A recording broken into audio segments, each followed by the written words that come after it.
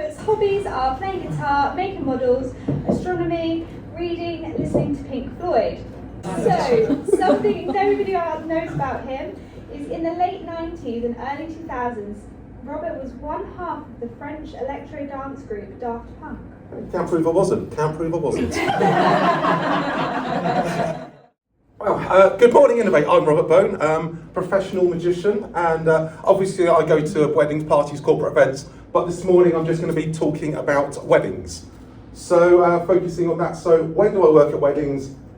There's the two main times, really, is going to be the afternoon and the evening. So if it's the afternoon reception, that's going to be, for example, 2 till 4 o'clock in the afternoon. Typically, that's the time when the bride and groom come out, do the group photo, disappear for 2 hours, leaving everyone stood there talking about normally, wasn't the dress nice, weren't you lucky with the weather today, and did you find the venue, the postcode took me to somewhere down the road. And once that conversation runs out, it's quite sort of stilted conversation. So that's when I come in, hi, I'm Robert, I'm a magician, do you want to see a quick trick, pick a card, I get people interacting. The other time, it can be the evening reception. This is typically somewhere around about 6 till 8 in the evening. So what tends to happen is you finish the meal, you have the speeches, at the venue then say, right, can you all go into the bar area because we've got to set the room, we've got to pack away the tables, DJ needs to set up, all those sort of things. So there's a bit of just sort of standing around in the bar. If the wedding's in a hotel, people go off to their rooms and they, all those sort of things, and it basically loses the momentum. So that's a great time for me to be mingling around, and especially as the evening guests start arriving as well, I can get them involved. So it kind of keeps the momentum of the day going. But actually what I found works really well is to actually tack an extra half hour on. So it overlaps with the wedding breakfast a little bit. So for example, if it's in the afternoon, going from 2 to 4:30. So when everyone gets called through, I then go around the tables for a little bit, just for half hour. It means I can make sure I go to the top table, make sure the bride and groom see stuff, because often they're doing their photos and mingling themselves. And it kind of keeps that momentum going. Working around as starters are getting served through to when the main course goes. Or similarly, starting after the meal and speeches. Normally people are just finishing their teas and coffees, so that's a good time for me to start. I could get around like 3 or 4 tables, and then everyone needs to then be booted out. So instead of the venue saying you all need to wait in the bar, it's now, if you want to see the magician, he's now going to be mingling around outside. So again, keeps the flow, and what's nice is I'm getting names, I'm getting people interacting. So when the new faces turn up for the evening, they get involved in it, so then it flows more naturally into the evening part of it. And I also do all-day hosting as well. This is one of the things where I probably don't shout as much as what I should do. Basically, I'm there pretty much from the beginning of the ceremony through to the first dance and the cake cutting. So that will be turning up before the ceremony when the guests are arriving. Often at this point, people think I'm actually with the venue. I'm being that liaison. I'm liaising between the venue, the bride and couple, the staff that are all the guests. It's not until really afterwards that I'm managing to call everyone together for photos that I then start putting the pack of cards out of my pockets and I'm start doing a few tricks. And that's when people then start going, oh, I thought you worked for the venue. It's and it keeps that sort of flow going. And then bride and groom come in. I formally announce them, but I do it in a fun way that's really memorable. Then I'll sort of go around the tables again before the speeches. I do a little 15-minute mind-reading cabaret show, which is something that you don't normally see at a wedding. I've actually done it at a wedding here in the main room.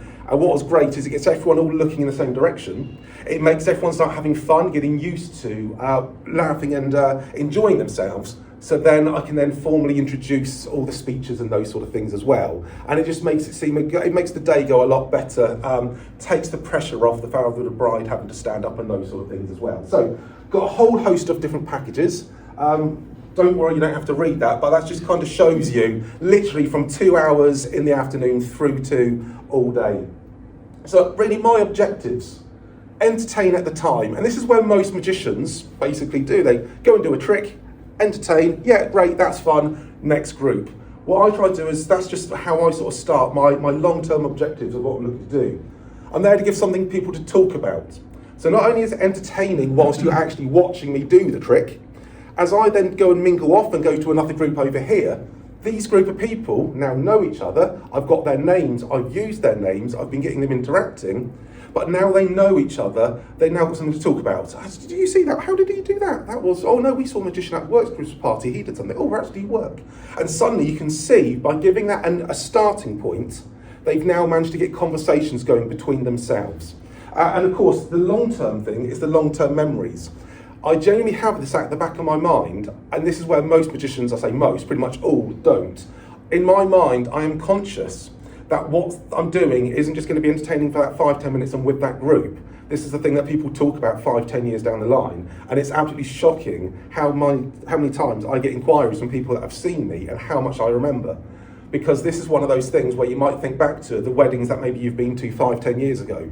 If you just think, oh, was that so-and-so's wedding, it kind of a bit of a blur. You got the wedding where the magician done this and he took your ring and he done that and he knew what you were thinking and someone's foot was stuck to the floor. You go, oh yeah, I remember that wedding. That's what I'm trying to do. And that's what people don't think about. So what to ask? So I've given you a brief idea of what to do. So if someone were to come up to you and say, oh, I'm getting married, say for example, one of your colleagues, what would you say to them? So actually, was there anyone like to have an idea of what you'd say if you're, yeah? Kind of one-to-one, I would say, do you have any entertainment? Exactly. Anyone else? Yeah, because what typically happens is people will say, oh, you're getting married. I know a good magician, which is wrong. Do not say, I know a good magician. Do not mention the word magician, because the problem is, if someone says, oh, I'm getting married, and you say, that's great, that's what they think of. They think, they're thinking that, and I've generally had people go, well, but we're not going to have many kids. It's like, yeah, great, I don't do stuff for kids. It's, you know, that's great. But that's the thing, is when you actually think of magicians, that's what people first of all think of. So it's basically going back to what you were saying, Kate, which is addressing the problem. And this is the thing, people don't realise there's problems. I spend a lot of Sundays standing at wedding fairs having to teach people this. So, the first option is, what entertainment do you have for the guests during the afternoon reception? So that'd be a question, doesn't have to be worded, but that's the sort of thing. Okay, what entertainment? Or you might say something along the lines of, what are the guests going to do whilst the room is getting turned around after the meal? It just makes people think, yeah.